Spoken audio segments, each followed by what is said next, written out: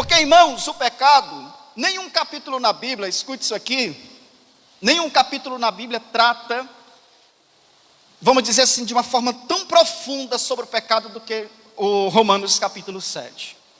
Alguém chega até a dizer que Paulo aqui não está se referindo ao cristão não regenerado, mas como pode Paulo ter uma luta contra o pecado? Irmãos, você pode conhecer muito, você pode orar muito, você pode ter qual posição for no reino espiritual, a luta contra o pecado é a mesma. Nós vamos lutar contra o pecado sempre, e ele habita aqui dentro. É por isso que Paulo dá o que os estudiosos chamam de texto áureo contra o pecado, que é Gálatas 5,16. Andai em espírito é uma ordenança. Escute bem, andai em espírito, aí ó, Gálatas 5,16. Digo, porém, andai no espírito. Isso é uma ordenança. Essa conjunção aí, e que liga a frase seguinte, é uma consequência de quem anda no espírito. Qual é a consequência de quem anda no espírito? Jamais vai satisfazer a concupiscência da carne. A palavra concupiscência aí, até difícil de falar, ela significa um desejo incontrolável de fazer algo. Ora aí, esse desejo incontrolável de fazer algo mora aqui dentro. Sim, meu filho, dentro de você. O nome disso aí também é natureza adâmica. Todos nós, 24 horas por dia, o pecado está lutando. Para quê? Para que você desobedeça a Deus. Para que você faça exatamente aquilo que desobedece os princípios estabelecidos por Deus. Irmãos, não existe nessa terra, alguém diz assim, não. Há alguns estudiosos que defendem essa ideia, do qual eu não comungo com ela. No momento em que nós aceitamos Jesus, a gente recebe uma força e pecado, pronto. Você vai, enquanto você viver, você vai ter domínio, o pecado não vai ter domínio sobre você, e você foi salvo e está selado para sempre. Há uma dose de verdade nisso, mas a luta contra o pecado vai continuar enquanto nós vivermos. Se não fosse assim, Jesus não teria falado em Mateus 26:41. Olha o que está escrito aí em Mateus 26:41. Isso aqui é uma ordem de Jesus. Veja bem, ó, vigiai e orai, é um alerta. Qual o propósito? Para que não entreis em tentação. Qual a máxima? O espírito, na verdade, está pronto, mas a carne é fraca. E eu quero usar aqui as palavras de John MacArthur, que ele disse quando Jesus está dizendo que a carne é fraca, não é um álibi para pecar, é um alerta para você se preparar.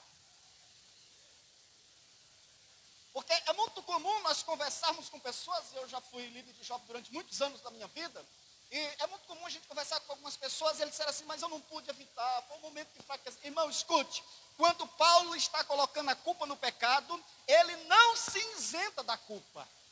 O pecado, ele desperta em nós a nossa natureza pecaminosa, porque tudo isso é para conquistar a nossa mente. Se o pecado dominar a tua mente, a mente leva às ações. É através do corpo que a ação vai se concretizar. Irmãos, isso está escrito aonde? De Gênesis a Apocalipse, eu vou lhe mostrar. Gênesis capítulo 3. Viu Eva que o fruto era bom. A visão ali despertou. E quando ela comeu, aconteceu exatamente as consequências, porque Deus disse que não era para comer. Gênesis capítulo 13, versículo 10. Levantou os olhos e viu toda aquela campina do Jordão. E o texto é interessante, que parecia comparar até com o paraíso, mas Gênesis capítulo 13, versículo 13, vai dizer o que é que tinha lá, onde Ló viu o paraíso, o que era que tinha na cidade de Sodoma. O que é que eu quero dizer com isso? Que a guerra todinha de Romanos 7 é o pecado querendo dominar a tua mente. Porque se o pecado tiver acesso à tua mente, agora eu entendo por que Salomão disse, tudo que você deve guardar. Provérbio 4, né? Se não me falha a memória. Tudo que você deve guardar, guarda o teu coração, porque dele procede a saída da vida. Escute. Cada cultura cita um órgão do corpo que representa o todo. Os acadianos era a costela. Por isso, quando eles prendiam alguém, eles quebravam logo a costela. Porque para eles a costela representava o todo. Os gregos é as entranhas. Como eu sou do interior, as tripas. Ok? Para eles, era a sede das emoções. Mas vamos pensar um pouco com os gregos. Quando você está muito nervoso, aonde é a primeira coisa que é aqui, não é isso? Está ansioso para alguma coisa, parece que é um frio na barriga. Então os gregos entendiam que era aqui. Agora, na cultura judaica, é o quê? O coração. Aqui geralmente é a mente. Então, irmãos, preste bem atenção, proteja a sua mente. Guarde a sua mente. Porque se você guardar a sua mente, o pecado não vai ter domínio sobre ela. E se o pecado não tiver domínio sobre a sua mente, as ações também não vão se concretizar através dos membros do seu corpo. Está ficando claro para você? É complexo Romanos 7, mas é isso que Paulo está ensinando para nós. A batalha se dá exatamente aqui. Um certo estudioso do Novo Testamento, que eu gosto muito dele, que é Lenny Morris, ele citando um dos sábios judeus, ele disse o seguinte: o pecado, ele primeiro chega na sua casa como um visitante desavisado, só de passeio. Depois, ele passa alguns dias como hóspede, e se não tiver cuidado, ele se torna o dono da casa. Já pensou? Ele chega desavisado, conversando na varanda, aí você convida, ele diz: não, vou dormir aqui 3 dias, daqui a pouco ele te expulsa e ele é o dono. Irmãos, olha como é séria essa questão do pecado. Olha o que Paulo vai dizer aqui, a partir do versículo 16. Ora, se faço o que não quero, consinto com a lei que é boa. Neste caso, 17, quem faz isto já não sou eu, mas o pecado que habita em mim. Olha o duelo que existe dentro de nós, dia e noite. Nós sabemos o que é certo, nós queremos fazer o que é certo, mas se nós não tivermos cuidado, você faz o que é errado, sabendo o que é errado. Você não é simplesmente vítima, eu sou um coitadinho inocente. Não. Todos os textos da Bíblia que pessoas pecaram de forma consciente, sabendo o que estava fazendo. Segundo Samuel, capítulo 11, versículo 3. O pessoal está na guerra, Davi está lá no telhado, passeando, ele vê Betseba tomando banho, o vulcão em erupção acendeu aqui dentro, ele manda um mensageiro lá. Quando o mensageiro chega, segundo Samuel capítulo 11, versículo 3, preste bem atenção que eu gosto desse texto. Davi mandou perguntar quem era. Olha a resposta, é Betseba, de Eliã, mulher de Urias, o heteu. Isso aí era um aviso para ele cair fora. Ele pecou consciente ou não pecou? O texto diz que a nossa natureza, escute bem, o pecado vai despertar a nossa natureza adâmica para que esta, através dos nossos membros, leve o pecado à ação. Veja comigo aí o versículo 18. Porque eu sei que em mim, olha, 6 vezes ele fala eu aí, que representa a nossa luta também. Quando você lê isso aqui, você não se identifica sim ou não? Nós se identificamos com Paulo, irmão. Ele é uma espécie de forma que cabe em cada um de nós aqui. É uma mensagem autobiográfica, mas que é um modelo para todos nós. É a nossa luta. Versículo 18, porque eu sei quem em mim, isto é, na minha carne, não habita bem nenhum, pois o querer o bem está em mim, não porém o efetuá-lo. Veja que Paulo está dizendo aqui, que sozinho, você não consegue vencer o pecado. Esse pecado de estimação que você luta, deixa eu dizer uma coisa para você, que sempre, volta e meia, você volta a fazer ele, sozinho você não consegue. Você só vai conseguir vencer esse pecado, que sempre leva você a pecar, através do Espírito Santo na sua vida, te dando uma força que você pode resistir. É por isso que nós precisamos a cada dia estar conectados com a palavra de Deus, porque ela é o antídoto para não pecar. O próprio Davi diz: guardei a tua palavra na minha mente. Qual o propósito, Davi, de guardar a palavra na mente? Para não pecar contra ti. E ele aprendeu isso, depois de grandes tragédias, ele aprendeu isso, é a palavra na mente que evita pecar. Se você pegar Mateus capítulo 4, Satanás apresentava uma proposta em Jesus, contra a proposta com Bíblia. Ele vinha com Bíblia, Jesus ia 2 vezes com Bíblia mais. Era combatendo a tentação com os princípios da palavra, é um exemplo para nós. Se a palavra de Deus estiver na sua mente, pecado nenhum terá o domínio sobre ela. Pode escrever isso aí. Versículo 19, vejamos aí. Mas se faço o que eu não quero, já não sou eu que o faz, e se o pecado que habita em mim. Então, ao querer fazer o bem, contra a lei de que o mal reside em mim. Mais uma vez, o duelo entre carne e espírito. Irmãos, perguntaram uma vez para o evangelista Billy Graham: Doutor Billy Graham, se você estivesse dentro de um quarto sozinho com uma mulher que não fosse a sua, pecava, ele disse, com certeza. É por isso que eu não entro num quarto que não é a minha. Tentação, meu irmão. É melhor, o pastor está dizendo aqui, tentação é melhor correr o que José fez. Isso aí, meu querido irmão, minha querida irmã, é a nossa luta. É a nossa luta diária contra o pecado. E interessante é que Paulo fala que vendido como escravo, é como se o eu estivesse numa feira de escravo e o pecado chegasse lá e dissesse assim, eu quero ele para mim, eu quero ser o senhor desse eu aí. Olha que coisa séria. E tudo isso, irmãos, isso está longe. Não. O que foi que Deus falou para Caim? O pecado jaz à tua porta. Ou seja, para onde você for, lá está o pecado, não tem como fugir. O que nós precisamos é colocar os princípios da palavra de Deus em nossa vida, buscar força no Espírito para resistirmos à tentação e concluirmos com êxito a nossa caminhada cristã. Eu lembro quando eu era jovem, eu ainda sou jovem, mas quando eu era um jovem solteiro, quando a gente ouvia assim, pastor, adulterou, aí eu ouvia muitos jovens assim, mas como pode, conhece tanto, mas como pode, ora tanto. Irmão, não é isso, meu querido, é porque um vacilo, uma pequena falha ali, o pecado já foi.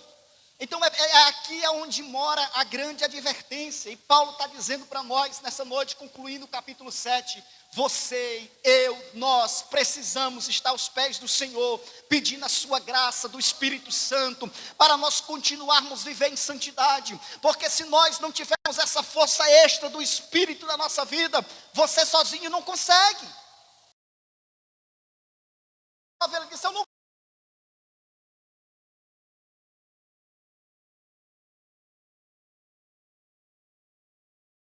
para meus queridos irmãos, jovens, nessa noite, nós devemos estar muito vivo em nossa mente. Em segundo lugar, meus irmãos, nós vamos falar, Paulo vai falar aqui acerca também dessa batalha entre a velha e a nova natureza, a partir do versículo 21, acompanhe aí na sua Bíblia, a partir do versículo 21. Então, o querer bem encontra a lei que reside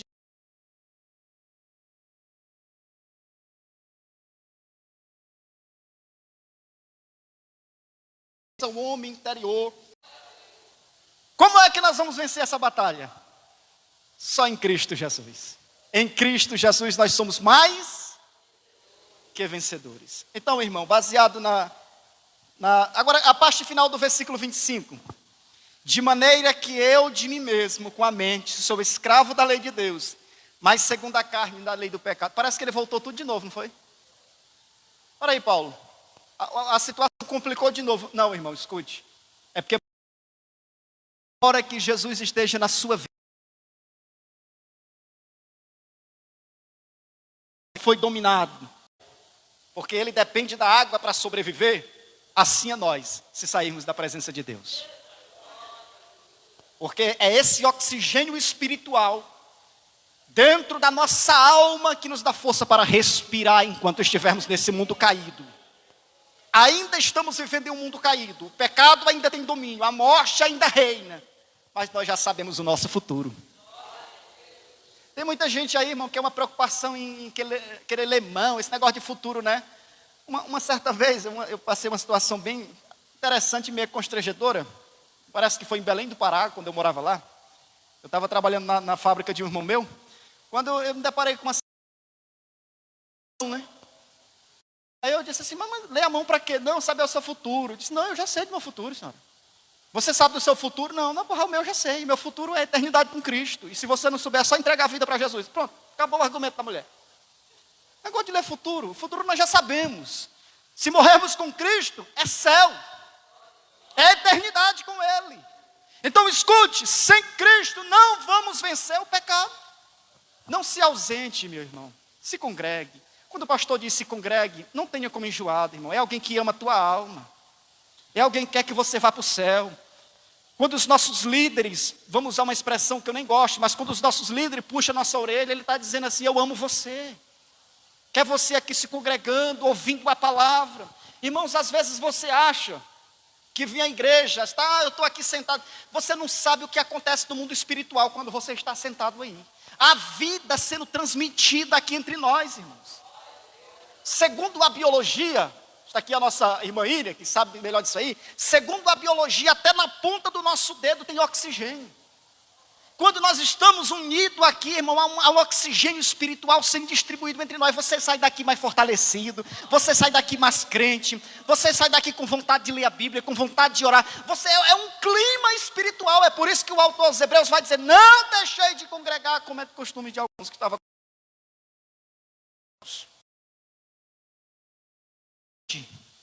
Corra para a água.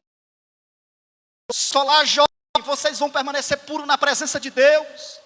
Solar obreiros, irmãos e irmãs, nós vamos permanecer firmes, mesmo diante da luta, das intempéries dessa vida. Nós vamos continuar olhando para o autor e consumador da nossa fé em santidade, dizendo: Jesus, eu te amo, Jesus, eu te amo, Jesus, me ajuda. Segundo princípio que eu gostaria de destacar, para ficar bem massificado na sua mente: proteja a sua mente, o pecado pode dominá-la. Guarde a sua mente. Paulo escrevendo aos Filipenses, até parece que os Filipenses perguntam: Paulo, em que é que nós vamos pensar? Em tudo que é bom, em tudo que é puro, em tudo que é amável, agradável. Se há algum louvor que exista, seja isso que ocupa a tua mente. Tem até um ditado popular que diz que mente vazia, já ouviram isso aí? Ocupe a sua mente, jovem, com a palavra de Deus. Tire um tempinho do seu devocional diário. Ah, mas eu estou no trabalho, eu estou viajando. Coloque a Bíblia no celular, leve, leia.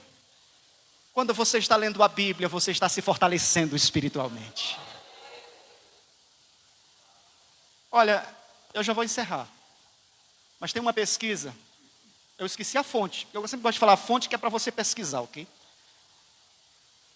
Os benefícios, pastor, isso aqui foi um instituto lá dos Estados Unidos, que eles lançaram uma pesquisa dos enormes benefícios de quem só lê a Bíblia, os enormes benefícios que você...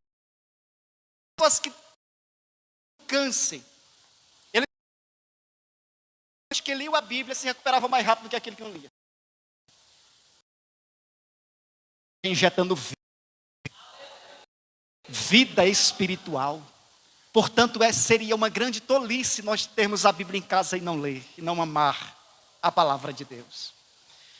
E para concluir, o terceiro princípio: a nossa batalha não acaba aqui, só não por vir.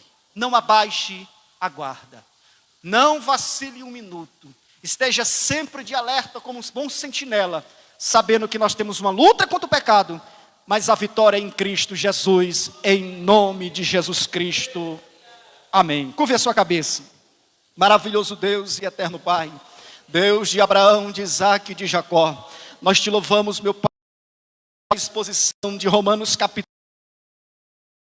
Oh Espírito Santo, nos ajude, vivemos em santidade, obedecendo o nosso Deus, sendo fiel aos seus princípios, porque isto agrada ao Deus do céu e nos prepara para o encontro dele brevemente. Obrigado, meu Deus, dê força para os teus filhos dizer não para o pecado, para fugir da tentação e a cada dia se apegar mais a ti, lendo a tua palavra, orando, buscando a tua face. É o que oramos em nome de Jesus e agradecemos.